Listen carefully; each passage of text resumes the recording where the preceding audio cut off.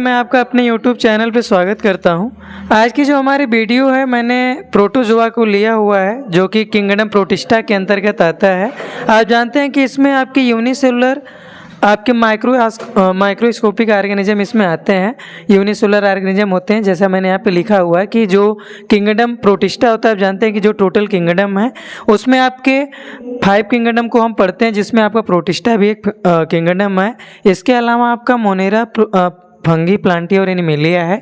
तो kingdom protista के अंतर्गत हम प्रोटोजोआ को पढ़ते हैं। और प्रोटोजोआ क्या होता है? यूनिसेलुलर हेटरोट्रॉपिक होता है।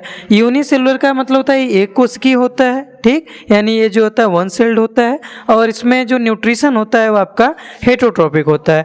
आप जानते हैं कि जो हेटरोट्रॉपिक न्यूट्रिशन होता है उसमें भी आपके कई टाइप्स होते हैं, जिसमें आपका पैरासाइट होता है, सेप्रोफाइट होता है, होलोजोइक होता है। तो इसमें आज हम जो आपका प्रोटोजोआ है, फाइलम प्रोटोजोआ है, इसमें हम अध्ययन करेंगे आपके उसके न्यूट्रिशन को लेकर के, हैबिट को लेकर के, साइज और शेप को लेकर के, और लोकोमोशन को लेकर के और न्यूट्रिशन को लेकर के आज हम अध्ययन करेंगे।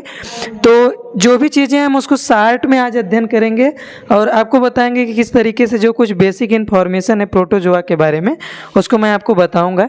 तो चलिए ध्यान दीजिए। सबसे पहले मैंने लिखा है यहाँ पे जो टॉपिक हमें डिस्कस करना है, इसमें लिखा है न्यूट्रिशन में न्यूट्रिशन डिस्कस करेंगे, रिप्रोडक्शन करेंगे, इसके बाद लोकोमोशन और कुछ जो डिजीज होती हैं उसके बारे में अध्ययन करेंगे हम। तो देखिए लिखा है पहला जो हैबिट होती है आपके प्रोटोजोआ की।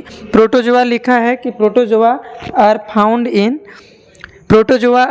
इन द एक्वेटिक एनवायरनमेंट। आप जानते हैं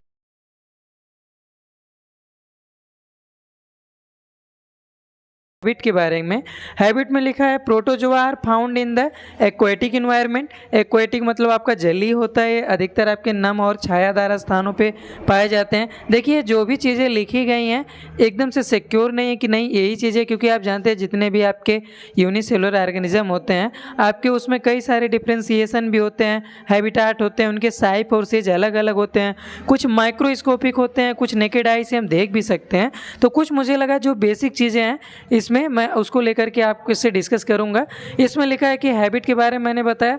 हैबिट में मैंने बताया कि प्रोटोजोआ जो होते हैं वो आपके एक्वेटिक एनवायरनमेंट में होते हैं। और नीचे मैंने लिखा है कि parasitic in plant and animal, और ये अपने भोजन के लिए पैरासाइट के रूप में एनिमल और प्लांट के ऊपर क्या रहते हैं? निर्भर रहते हैं। और दूसरा लिखा है size and shape. Size and shape में लिखा है मैंने can be seen bye naked eye. अभी मैंने कहा कि ये माइक्रोस्कोपिक भी होते हैं, लेकिन कुछ ऐसे भी होते हैं जिन्हें हम नेकेड आई से देख सकते हैं पार्शियली। आपका इसकी जो साइज है 1 म्यूएम है और they lack a rigid cell wall. आप जानते हैं कि जो आपका किंगडम फंगी है उसमें सेल वॉल पाई जाती है, जबकि इसमें सेल वॉल नहीं पाई जाती। सेल वॉल क्या है? आपका ये जो आउटर मोस्ट लेयर होती है उसको है। इसके बाद लिखा है कि membrane bound nucleus in the cell. जब आप मोनेरा पढ़ते हैं तो मोनेरा में जानते हैं कि उसमें जो सेल होती है वो कैसी होती है? प्रोकैरियोटिक होती है।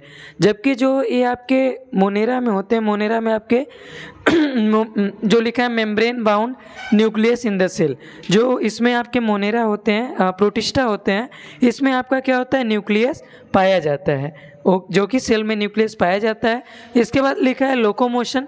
आप जैसे अपने लोकोमोशन को लेकर के आप सिलिया के बारे में जानते हैं, स्यूडोपोडिया के बारे में जानते हैं, इसके बाद फ्लैजिला के बारे में जानते हैं, जो कि लोकोमोटरी ऑर्गन होता है इन एनिमल्स में।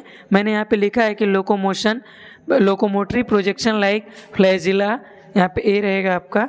इसके बाद स्यूडोपोडिया एंड सिलिया पाए जाते हैं, जिससे क्या करते हैं? लोकोमोशन करते हैं। लोकोमोशन का मतलब होता है एक स्थान से दूसरे स्थान पे गमन करना। इसके बाद मैंने न्यूट्रिशन में लिखा है protozoa are heterotrophic and have holozoic. देखिए यहाँ पे मैंने होलोजोइक लिखा है। जब आप पढ़ते हैं अमीबा के बारे में तो आप जानते हैं कि अमीबा का शेप क्या होता है? इंडिफिनिट शेप होता है, ठीक। उसमें क्या होता है? होलोजोइक न्यूट्रिशन होता है। और होलोजोइक न्यूट्रिशन का मतलब होता है एनिमल लाइक न्यूट्रिशन। जैसे एनिमल के न्यूट्रिशन में आपके 5 स्टेप होते हैं, जैसे इडिशन है, डाइजेशन है, एसिमिलेशन है, एब्जॉर्प्शन है, एसिमिलेशन है, इजेशन है। तो इसी तरीके से आप जब अमीबा में भी पढ़ेंगे तो इसी तरीके से उसमें भी क्या होता है? न्यूट्रिशन होता है। इसलिए इसे हम क्या कहते हैं? होलोजोइक न्यूट्रिशन कहते हैं। बाकी आपने ऊपर लिखा भी था, देखा भी था कि ये पैरासाइट भी होते हैं प्लांट और एनिमल के ऊपर। इसके बाद इसमें लोकोमोशन के लिए मैंने बता दिया। इसके बाद लिखा है reproduction, reproduce by asexual. Asexual आप जानते हैं कि एसेक्सुअल रिप्रोडक्शन हम उसे कहते हैं जिसमें वन पेरेंटल होता है, यानी ए रिप्रोडक्शन में केवल एक पेरेंट भाग लेते हैं, जबकि जो सेक्सुअल रिप्रोडक्शन होता है या जिसे लैंगिक जनन कहते हैं उसमें दो पेरेंट्स भाग लेते हैं। तो इसमें एसेक्सुअल रिप्रोडक्शन में आप जानते हैं कई सारे टाइप्स होते हैं, जैसे इसमें फ्रेगमेंटेशन होता है, रीजनरेशन होता है, बर्डिंग होता है, बाइनरी फिजन होता है, मल्टीपल फिजन होता है। ये कई सारे टाइप्स के एसेक्सुअल रिप्रोडक्शन होते हैं, लेकिन जो मेनली आपके प्रोटोजोआ में पाए जाते हैं इसमें आपका बाइनरी फिजन। बाइनरी फिजन का मतलब क्या होता है? बाई यानी टू, जब दो भागों में बढ़ जाता है तो इसे हम क्या कहते हैं? Binary fission. आपको इसका एग्जांपल मैं आपको अमीबा में दिखाऊंगा, अमीबा में, पैरामीशियम में, ठीक। इसके बाद यूग्लिना में भी। इसके बाद आपका लॉन्गिट्यूडिनल फिजन, जब लंबवत डिवीजन होता है। इसके बाद बर्डिंग में मैंने बताया कि बर्डिंग क्या होती है? एक आउट ग्रोथ होती है जो कि एनिमल से एराइज होती है, बाद में वही आउट ग्रोथ आपके एनिमल से अलग होकर के नए एनिमल का क्या करती है? निर्माण कर देती है। जैसे आपने हाइड्रा में देखा होगा, हाइड्रा में आपने बर्डिंग पढ़ा होगा जो कि एक तरह का एल्गी होता है। उसमें क्या होता है आपका हाइड्रा में? आप देखते होंगे आउट ग्रोथ हो जाती है, और आउट ग्रोथ जो है कि बाद में डिटैच हो जाती है मेन प्लांट से, और बाद में वो क्या होती है? नए एनिमल के रूप में क्या होती है? मतलब एनिमल होता है, एनिमल से आपके डिटैच होके नए एनिमल का क्या कर देती है? निर्माण कर देती है। बर्ड के रूप में अगर आपको समझना है तो बर्ड जानते हैं, जैसे आपने पोटैटो वगैरह देखा होगा तो उसमें ग्रीन कलर की जो आइज़ निकलती हैं जिनसे नए प्लांट का निर्माण होता है, उसी तरीके से, लेकिन वो बर्ड अलग है। जो आपके एनिमल्स में बर्ड बनते हैं वो अलग होते हैं, लेकिन आउट ग्रोथ उसी तरीके से होती है।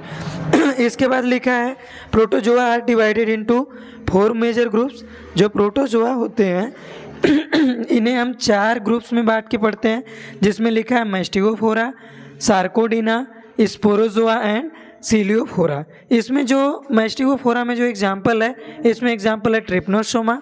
इसके बाद जो सार्कोडिना का एग्जाम्पल है अमीबा है। इसमें जो स्पोरोजोआ में एग्जाम्पल है वो है प्लाज्मोडियम, और जो सीलियोफोरा में एग्जाम्पल है वो है पैरामीशियम। तो ये जो आपके जितने भी ग्रुप्स हैं, इस ग्रुप्स के अंतर्गत जितने भी एनिमल्स आते हैं, जब इनको डिटेल्स में पढ़ेंगे तो ये आपको और तरीके से क्लियर होगा। इसके अलावा कुछ डिजीज़ भी है जो कि प्रोटोजोआ द्वारा काज होती है। इसमें आपका मलेरिया दिया गया है और अमीबियोसिस दिया गया है। मलेरिया आप जानते हैं कि प्लाज्मोडियम लार्वा होता है जो कि फीमेल एनाफिलिस का लार्वा है जो मलेरिया को काज करता है, और जो कि एक प्रोटोजोआ है। इसी तरीके से अमीबियोसिस किसके द्वारा होता है? एंट अमीबा हिस्टोलिटिका के द्वारा होता है, जिसमें आपकी क्या काज होती है? डिसेंट्री काज होती है, जिसे हम पेचिस कहते हैं। तो इसमें जो आपका ओवरऑल कुछ आपके कैरेक्टरिस्टिक फीचर से लेकर के उनके लोकोमोशन, रिप्रोडक्शन और आपके न्यूट्रिशन को लेकर के मैंने डिस्कस किया। अब मैं जब आपसे अगली वीडियो में मिलूंगा तो इसमें जो आपके कुछ एनिमल्स के बारे में डिटेल्स में दिया गया, जैसे आप जानते हैं कि इसमें आपका एग्जांपल मैंने पढ़ा अमीबा होता है, आपका पैरामीशियम होता है, प्लाज्मोडियम होता है, तो इन सब बारे में मैं डिस्कस करूंगा। तब तक आप मेरी वीडियो को देखते रहिए। मिलते हैं अगली वीडियो में, तब तक के लिए धन्यवाद।